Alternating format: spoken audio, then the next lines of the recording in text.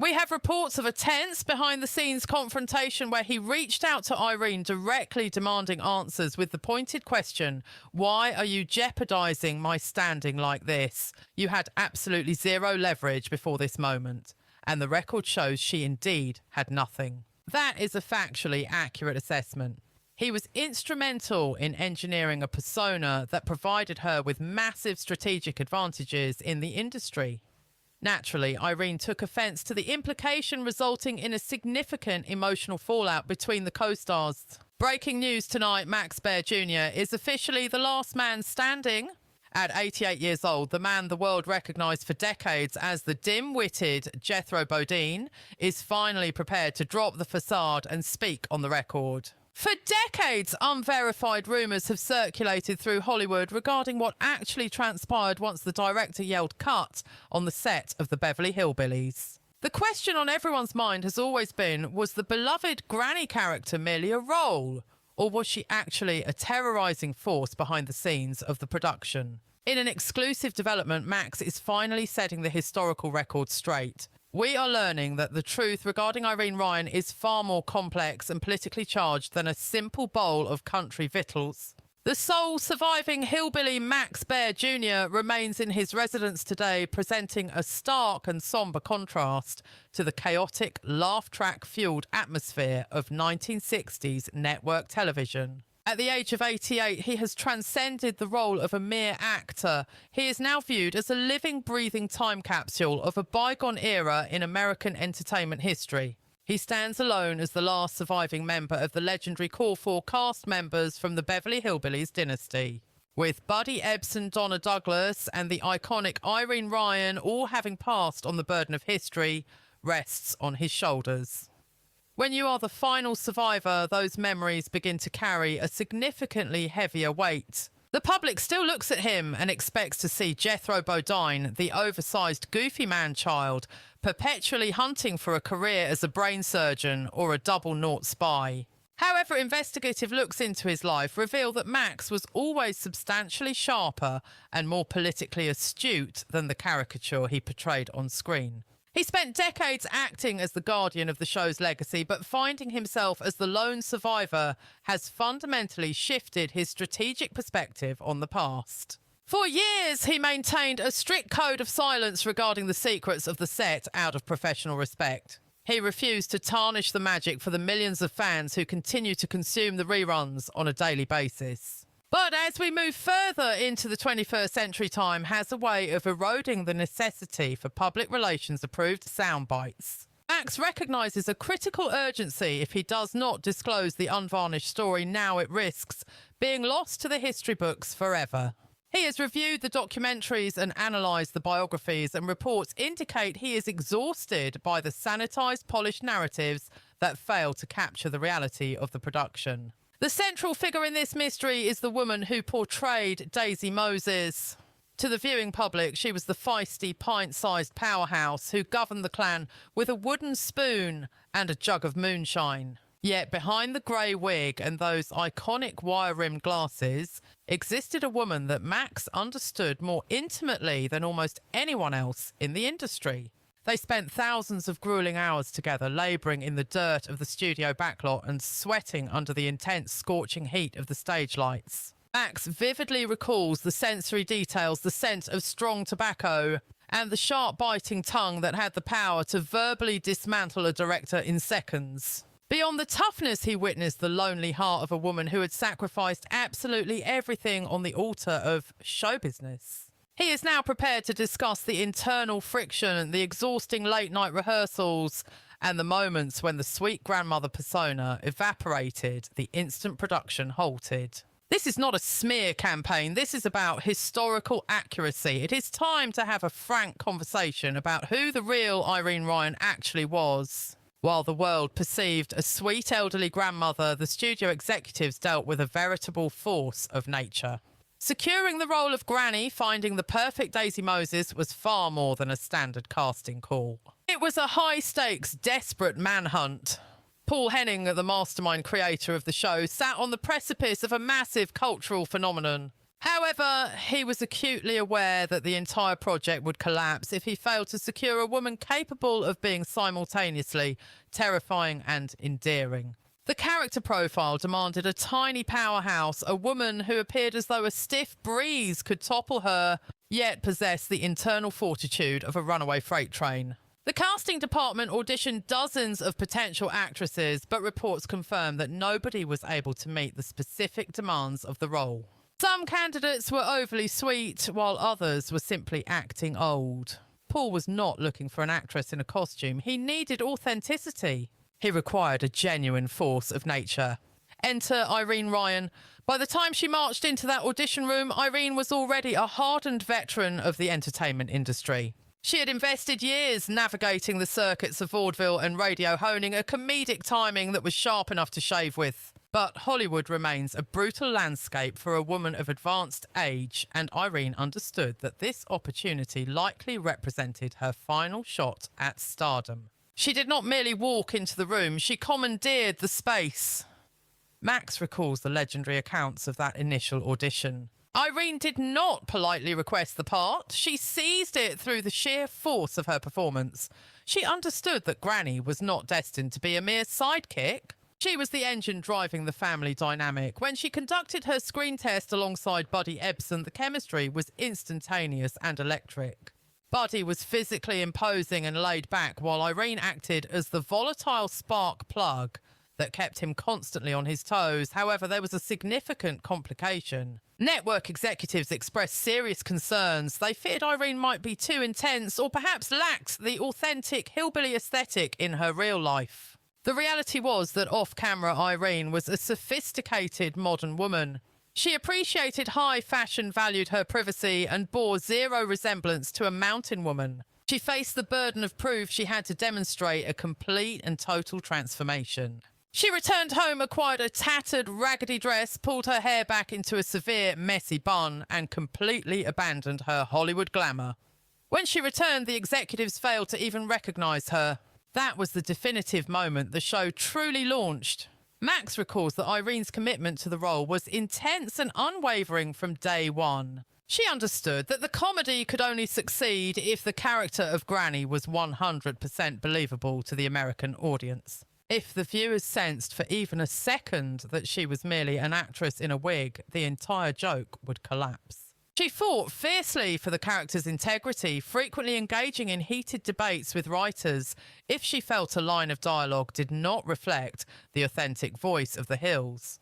She was not just there for a paycheck. She was on a mission to carve out a Hollywood legacy, bringing a level of intensity to the soundstage that left the younger cast members completely stunned. It became immediately apparent to Max Baer Jr. that he was not simply sharing a scene with a fellow thespian. He was receiving a masterclass in industry survival. However, achieving the visual aesthetic was merely the opening skirmish.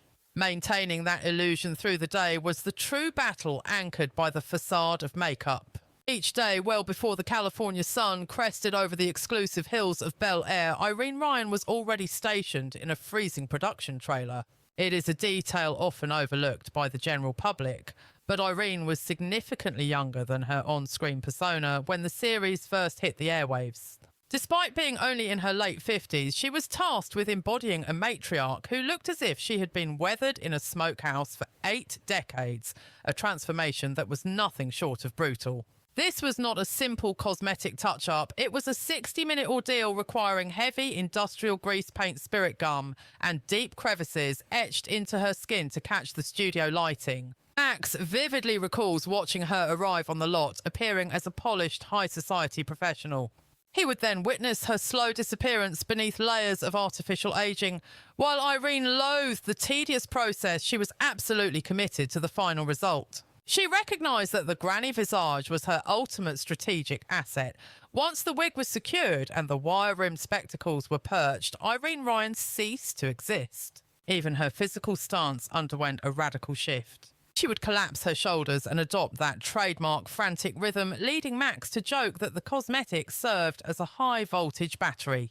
Paradoxically, the more decrepit she appeared, the more vitality she seemed to possess, even as the harsh chemicals took a severe toll on her complexion. Enduring that thick layer of theatrical makeup under the scorching studio lights for 12 hours a day was physically punishing, leaving her skin raw and her eyes fatigued.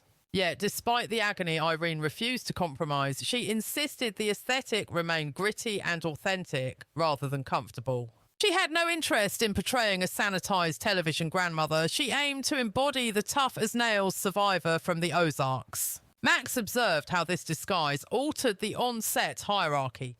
When she was fully in character, even the directors treated her with a healthy dose of intimidation. She leveraged that apprehension to maintain strict discipline on the set, displaying zero tolerance for anyone who arrived unprepared. Furthermore, the mask provided her with a peculiar form of privacy in the public eye. Once the prosthetics were removed, Irene could navigate a local supermarket without a single soul recognising her as the most famous grandmother in the United States. She cherished that duality, effectively living two distinct lives, one as a glamorous woman of wealth and the other as the firecracker in the calico frock. Max observed this daily vanishing act with total fascination, realising that the disguise concealed far more than just her chronological age. It obscured her personal history, and while the costume created a celebrity, the connection formed off-camera created a maternal figure. We're talking about the Jethro and Granny dynamic, which proved to be a goldmine of comedic potential on the screen. The contrast was striking: a massive, towering youth who wasn't the brightest bulb in the marquee, paired with a diminutive, lightning-fast woman unafraid to discipline him. Their physical comedy served as the heartbeat of the programme, with Max bringing the vigour of youth and strength. Irene was the seasoned veteran who understood exactly how to leverage his size for laughs. But away from the mansion set, a profound relationship was developing. As Max navigated the chaos of overnight superstardom in his 20s, Irene became the steady anchor keeping him grounded. She transcended the role of a fictional grandmother, taking him under her wing in a manner that fundamentally altered his life trajectory. Max recalls that it was Irene who schooled him on the business mechanics of the entertainment industry. While the rest of the cast focused on the humour, Irene was whispering critical advice about camera angles, lighting setups, and career longevity into his ear. She recognised raw potential in him that others overlooked because they were too distracted by the goofiness of the Jethro character. She would pull him aside after a take to offer a critique, letting him know if his performance was slipping or if his timing needed sharpening. It was a mentorship built on tough love. She never wasted time blowing smoke or offering false praise. If he failed, she was the first to say so, but when he nailed a scene, that subtle nod of validation meant more to Max than any amount of fan mail. Behind the scenes, their bond was even more distinct, as they often shared lunch in seclusion, far removed from the noise of the crew. In those quiet interludes, the granny persona vanished, allowing Max to interact with the genuine woman beneath the makeup. She shared stories of her years on the vaudeville circuit, the heartbreak inherent in the industry, and the isolation that often accompanies stardom. In a touching reversal of roles, Max eventually became her protector. Given Irene's petite stature and the grueling nature of the filming schedule, Max would often carry her over muddy terrain or ensure a seat was ready the moment the cameras cut. He essentially became her muscle while she served as his strategic brain. There was an authentic affection between them that cannot be manufactured for a lens. Max admits today that he likely spent more time with Irene during those 9 years than with his own blood relatives. They developed a silent shorthand, a specific look or gesture that communicated their thoughts instantly without a word being spoken. When Max struggled with the intellectual stereotype that began to plague his career, Irene was the voice of reason who advised him to embrace the fame it brought, but never to believe the fiction. Breaking it down for the uninitiated, Ryan constantly drilled a fundamental industry truth into her co-star. Effectively executing the role of a dimwit demands a high-caliber intellect and supreme acting precision. Sources confirm she acted as his political shield against executive overreach, forging an alliance with Baer that remained unbroken until the final curtain. But it wasn't just boardroom strategy. Reports indicate a genuine high-energy camaraderie flourished behind the scenes. Insiders describe Ryan's off-camera demeanour as possessing a razor-sharp, arid wit, frequently leaving Baer incapacitated with laughter during critical production breaks. She frequently satirised the bizarre economic reality of their situation to wealthy Hollywood elites masquerading as destitute hillbillies, generating massive revenue streams while playing characters who supposedly had nothing to their names. Baer explicitly attributes his ability to navigate the volatile landscape of stardom and remain mentally stable to Ryan's grounding influence. She set the gold standard for on-set conduct, demonstrating that A-list status does not grant immunity from the basic requirements of punctuality and absolute mastery of the script. For Baer, Ryan functioned as more than a colleague. She was the critical infrastructure preventing his career from capsizing in the turbulent cultural waters of 1960s Hollywood. However, investigating beyond the surface-level solidarity reveals a growing narrative of dissent. A controversial label began to attach itself to the veteran actress, difficult. In the high-stakes arena of network television, analysts note that the term difficult is frequently weaponized against female professionals who assert executive control over their environment. Even as the Beverly Hillbillies dominated the national ratings, whisper campaigns began to circulate, alleging that Ryan was operating as a tyrant on the studio lot. Allegations mounted regarding her supposed volatility, with accusers claiming unmeetable demands and an explosive temperament that made collaboration nearly impossible. Baer, positioned at the epicenter of the production, was privy to these internal tensions, observing firsthand the palpable anxiety radiating from guest actors tasked with sharing the screen with the formidable matriarch. He also documented visible dissent among the technical crew, noting open displays of exasperation and eye-rolling whenever Ryan asserted her authority during a shoot. However, in a stunning rebuttal to the prevailing narrative, Baer rejects these characterizations entirely. His assessment Ryan wasn't the problem, the system was. He frames the conflict as a clash of competence. She was a seasoned professional operating in a sea of amateurs. Ryan's pedigree in the cutthroat vaudeville circuit meant that anything less than perfection was an existential threat to one's livelihood. She reportedly imported that high-stakes survivalist mentality to the soundstage on a daily basis, treating every scene with life-or-death urgency. Her administration maintained a zero-tolerance policy regarding tardiness, unpreparedness, or any casual approach to the profession that threatened the show's integrity.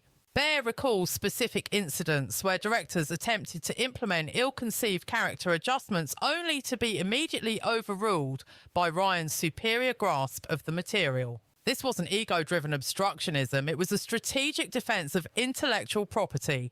Ryan possessed a monopoly on the understanding of the granny psyche and refused to dilute it. She acted as the ultimate guardian of the character's integrity, issuing sharp rebukes akin to a mother bear defending her cub whenever the writing staff failed to meet quality standards. From lighting disputes to reported friction with the press corps, Ryan exercised total quality control regardless of the public relations fallout or rumours of her being cold. Baer provides critical context to these reports. The veteran actress was operating under grueling conditions, enduring 16-hour shifts while burdened by restrictive prosthetics and heavy wardrobe, leading to severe chronic fatigue. Unlike her younger contemporaries, Ryan lacked a mechanism to disengage. She was perpetually on and operating at maximum capacity without an off switch. During downtime, while others relaxed, Ryan was already analysing the next 3 pages of dialogue. Baer argues that observers frequently misdiagnosed her intense professional focus as temperamental moodiness. Her objective was clear. She was not on set to build social coalitions or secure high approval ratings from the staff in a popularity contest. Her sole mandate was to deliver the nation's #1 broadcast. She unilaterally shouldered the massive burden of the franchise's commercial expectations. Under such immense pressure, patience is a limited resource. Furthermore, Baer highlights the systemic gender bias inherent in the industry's power structure at the time. The disparity was stark when male lead Buddy Ebsen exercised authority. It was hailed as leadership. When Ryan did the same, it was branded as insubordination or hysteria. Baer witnessed her manoeuvring through this hostile terrain with rhetorical precision and grit, fully aware of the mathematical reality that she had to outperform male counterparts significantly just to secure basic deference. Reports suggest she occasionally weaponized her character's persona as a negotiation tactic, intentionally blurring reality to keep the production staff off balance and compliant. Analysts classify this behaviour not as eccentricity, but as a calculated mechanism for survival in a predatory industry. After a 4-decade ascent to the summit of entertainment, she refused to allow administrative incompetence or a subpar script to jeopardise her hard-won standing. In retrospect, Baer posits that Ryan's uncompromising reputation was the structural pillar that sustained the series' extended run at the top of the charts. She established a non-negotiable benchmark of performance. Operating at 50% capacity was simply not an option in her vicinity. She expected maximum output from the team because she consistently delivered it herself. Baer dismisses the diva allegations as baseless. Instead, he recognised a leader who rejected mediocrity. His admiration for her rigour has only intensified with the passage of time and industry reflection. The verdict: she wasn't difficult, she was in command. Yet, despite her ironclad will, internal reports indicate her physical constitution was beginning to issue critical alerts, breaking the undisclosed medical crisis. As the series approached its final broadcast cycle, sources detected a palpable shift in the production's atmosphere regarding her health. Baer reportedly identified the decline before the general crew.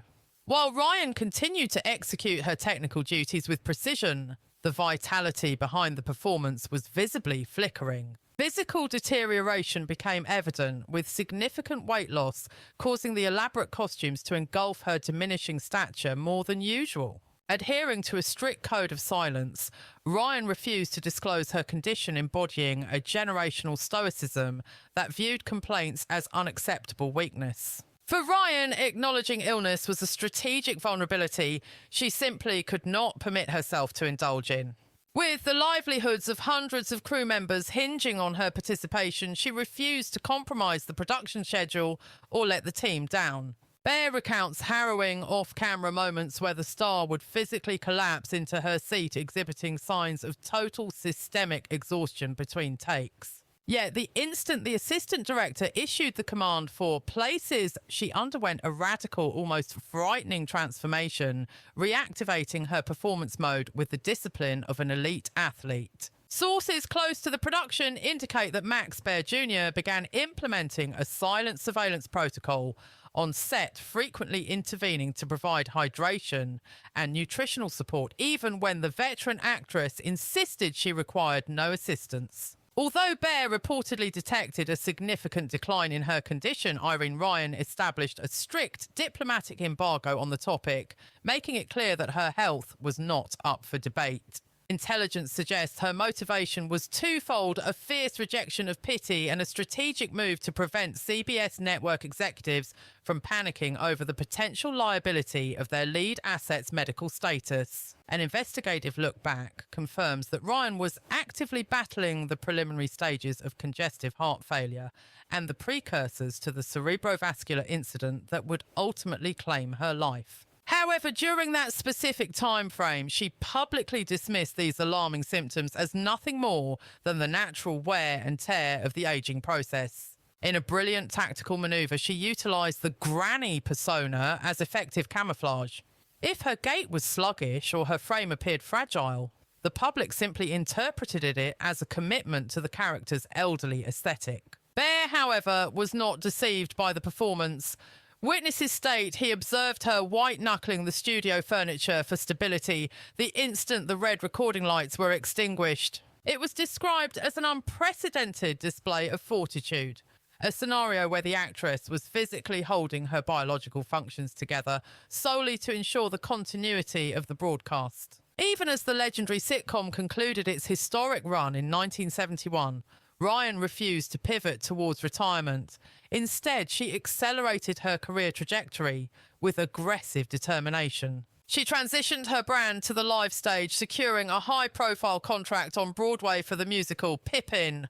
a move that reportedly caused Baer significant anxiety regarding her welfare. He recognised that the rigorous demands of a live theatrical schedule are punishing for performers in their prime, let alone a septuagenarian concealing a critical health crisis from the public. Ryan, however, categorically rejected these concerns, driven by a professional objective to demonstrate her range extended far beyond the caricature of a rural matriarch in a grey wig. She operated through severe vertigo and exhaustion, maintaining a complete media blackout on her condition until the tragic moment her body physically failed during a live performance. While she suppressed physical agony to maintain the nation's morale, a review of her financial standing paints a starkly different picture of her private reality.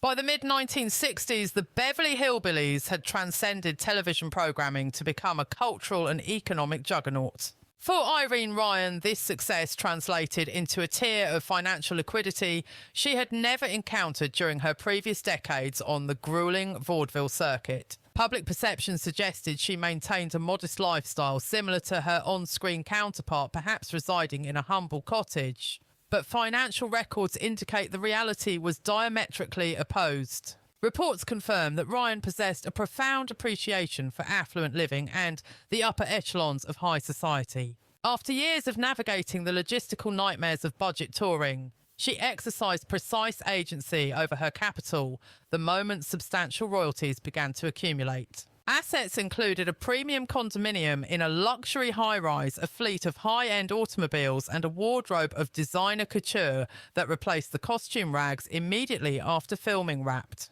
Baer frequently cites the juxtaposition between Ryan's domestic reality and her televised persona as being ironically stark and almost comical. While her character was scripted to rant about folklore remedies and wildlife cuisine, the actress herself was curating a highly sophisticated and diversified investment portfolio. Financial analysts would describe her fiscal strategy as prudent. Rather than liquidating assets on trivialities, she channeled her earnings into solid growth vehicles. She ascended to the status of one of Hollywood's most capitalized women without engaging in ostentatious displays of wealth, viewing her fortune as retroactive compensation for years of industry struggle. She possessed an acute understanding that within the Los Angeles entertainment ecosystem, currency represents more than mere purchasing power.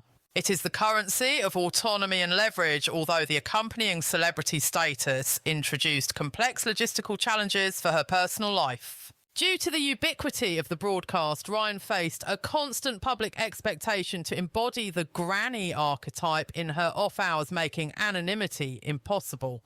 Baer notes that the general public was often visibly disoriented when encountering an articulate, elegantly attired woman, rather than the boisterous character broadcast into their living rooms. Focus groups suggest there was even palpable disappointment among fans when discovering she did not naturally speak with the character's signature, high-pitched, abrasive cadence. Ryan managed these interactions with a diplomatic blend of gratitude and firm boundary setting, prioritising her personal privacy above fan service. She refused to remain in character 24/7, viewing her celebrity status strictly as a strategic asset to be leveraged. While she acknowledged that the role granted her access to exclusive social and business circles, she simultaneously directed her capital toward philanthropic endeavours that remained classified for years. Sources indicate she was silently beneficent, providing financial bridges for production staff facing economic downturns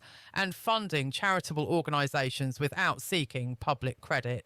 Baer viewed her trajectory as a total victory over an industry notorious for exploiting talent and discarding them when they were no longer useful. She achieved the pinnacle of industry success during a demographic window when the majority of the workforce is actively being pushed toward obsolescence. For Ryan, the notoriety was merely the occupational hazard, while the financial accumulation was the tangible compensation for elite performance. She refused to let the rural branding dictate her personal value. Baer contends she was in fact the most sophisticated industry operator on the lot, despite playing the least sophisticated character. Her grasp of the entertainment industry's internal mechanics was superior, and she navigated the system with the intent of securing absolute victory. Her evolution from a transient stage performer to a multimillionaire icon was complete, and reports confirm she derived immense satisfaction from every single cent generated. However, while her capital secured physical luxury, it was incapable of purchasing biological longevity as the final act approached. The conclusion of her narrative did not occur in a sterile medical facility, but rather in the environment she commanded centre stage under the theatrical lights. Following the cancellation of the Beverly Hillbillies, Ryan rejected a sedentary retirement, opting instead to execute a high-risk transfer to the Broadway circuit. She secured the role of Baer in Pippin, a platform that allowed her to showcase the vocal and choreographic expertise she had refined over a 50-year career. Baer observed these developments from a distance, expressing a complex mixture of professional admiration and acute fear, fully aware she was operating at maximum physical capacity. On a nightly basis, she would physically ascend a trapeze apparatus to perform the anthem "No Time at All," a prophetic musical number about capitalising on existence before the clock runs out. It was a cruel twist of fate that the writers could not have scripted better. Back in March of 1973, the powerhouse engine behind the production abruptly stalled. Reports confirmed that Irene suffered a catastrophic stroke in the middle of a live performance. Emergency protocols were enacted to rush her from the spotlight, but despite a battle for survival lasting several weeks, the damage was irreversible. When the bulletin reached Max regarding her death at the age of 70, the impact was described as nothing short of a physical assault on his psyche. The public at large mourned the loss of a television matriarch, but for Max, the loss was far more strategic and personal. He had lost the veteran tactician who trained him to navigate an industry that viewed him merely as comic relief. He recalls the funeral proceedings as a jarring collision between Hollywood fiction and cold reality, the moment the illusion of their on-screen family unit finally disintegrated. During the period of national mourning, Max maintained a strategic silence, avoiding the press corps. He refused to offer manufactured sound bites or performative grief for the media cycle. He was privately honouring the mentor who sat in the trenches with him, discussing the hard truths of existence. He reflected on the fact that she remained on active duty until the final second, essentially sacrificing her physical well-being for the constituency of her audience. There was a distinct nobility in that sacrifice, yet it carried an undertone of profound tragedy that could not be ignored. Having spent decades immersing herself in characters, analysts wondered if she ever retained her own identity. The death of Irene Ryan marked the official dismantling of the Hillbilly dynasty. Without her operational presence, the chemistry evaporated. Max recognised then that the programme was never just about a clan striking oil wealth. It was entirely dependent on the kinetic energy Irene projected onto the screen. She was the structural integrity holding the entire enterprise together. Upon surveying the vacancy in the makeup department where she once presided, the heavy burden of being the sole survivor began to manifest. Despite being young with significant political capital in his future, he recognised the statistical impossibility of securing another alliance of that calibre. The final curtain had fallen on a Hall of Fame career, but Ryan had executed one final manoeuvre. She left behind more than just a liquidated bank account. She engineered a mechanism to ensure her influence would continue to dictate terms long after the syndication contracts expired. Max understood that even from the grave, Irene remained the executive in charge. She had choreographed her departure with the same tactical precision she applied to her auditions. She may have exited the stage, but she mandated that the next administration of actors would have a seat at the table. That is a true legacy. Lacking biological heirs to inherit her estate, Irene Ryan made the executive decision to adopt the entire demographic of struggling American actors. When the details of her last will and testament were released, the industry realised the depth of her commitment to the trade. She diverted a massive percentage of her earnings from the series and her diversified portfolio to establish the Irene Ryan Acting Scholarships. She rejected the idea of static monuments or museums. Her objective was to subsidise tuition for recruits who possessed the same aggressive drive she displayed during her vaudeville tenure. Max has always cited this strategic reinvestment as a thing of beauty. For a figure often characterised by the press as austere or challenging, she delivered a stimulus package to the future that outpaced almost every other star of her era. As of 2026, these grants represent some of the most coveted credentials a collegiate theatre operative can secure. Thousands of professionals attribute the launch of their careers to the initiative of the woman who played Granny who decided to reinvest in the sector. Max champions the fact that her brand is still a dominant topic of discussion in academic institutions and theatre departments nationwide. This legacy has zero connection to comedy props and everything to do with technical proficiency. It validates what Max always knew: Irene was a serious artist who treated her profession with lethal intensity. Her policy was simple. She wanted to streamline the logistics for the next Irene Ryan, ensuring their path was less treacherous than hers. The show itself carries a historical weight that Max is now responsible for managing. He has witnessed the Beverly Hillbillies evolve from a sitcom into a piece of American cultural heritage. He reviews the archival footage occasionally and marvels at the durability of Irene's performance metrics. She is not a caricature. She is a fully realised human being. You can observe the affection, the hostility and the sheer grit in every frame of the film. Max posits that as long as the signal is broadcasting anywhere on the globe, Irene remains operational. She is still outmanoeuvring the banking establishment represented by Mr. Drysdale, and she is still managing the internal chaos caused by Jethro. Max has dedicated his later years to correcting the record regarding the real Irene.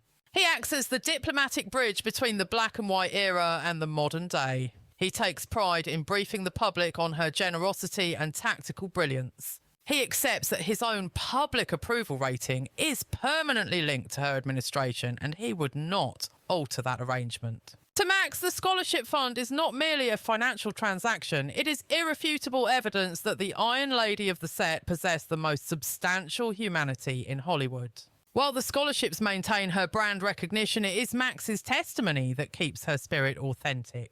If you appreciated this comprehensive report, please register your support for the broadcast to receive further updates. We thank you for your attention.